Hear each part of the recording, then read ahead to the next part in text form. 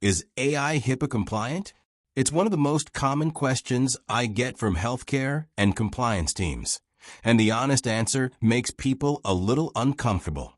Over the next few minutes, I'll separate what the vendor actually signs from what you still have to build. Let's start with the short answer.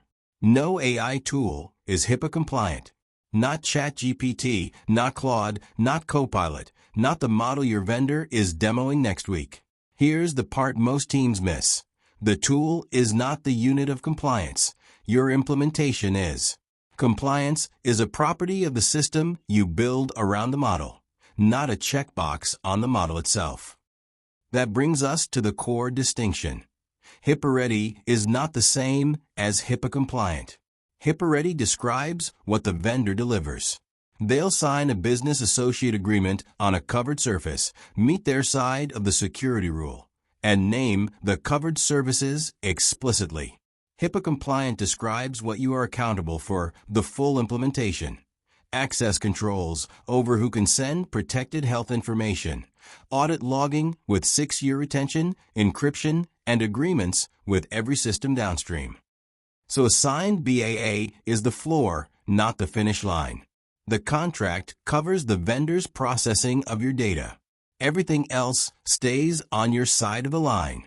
You own access controls, enforcing which users and systems can send protected health information, and under what conditions. You own audit logging and retention.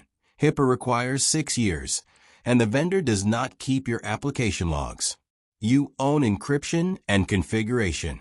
And you own the BAA chain, your database, your logging pipeline, your analytics. Every downstream system that touches that data needs its own agreement. Here's a trap that catches a lot of teams. A BAA rarely covers the whole product catalog. Same vendor, same brand. But the consumer chat app and the API under a BAA are not the same product. What can be covered? The first-party API under a HIPAA-enabled organization, HIPAA-ready enterprise plans with admin opt-in, and cloud-hosted routes under a hyperscaler's BAA. What's typically not covered? Consumer chat tiers, developer consoles, beta features, and anything used with that data before the agreement is signed and enabled. Read the exclusion list. This leads to the most common and most dangerous error in healthcare AI.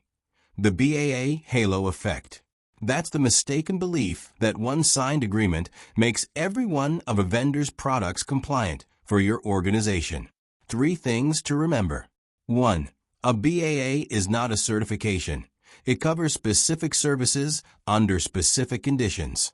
2. It covers processing, not behavior. It won't redact a screenshot before it's uploaded or stop a user on the wrong plan.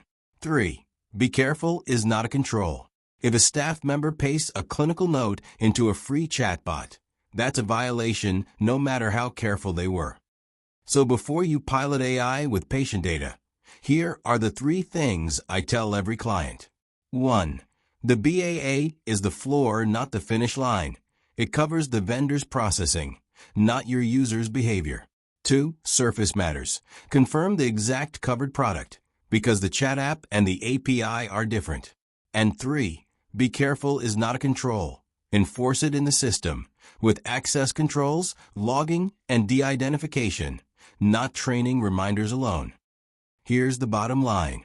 AI belongs in healthcare, but the compliance work doesn't disappear because the interface got smarter. It moves up the stack to you. If you're working through where AI fits in a regulated environment. Thanks for watching.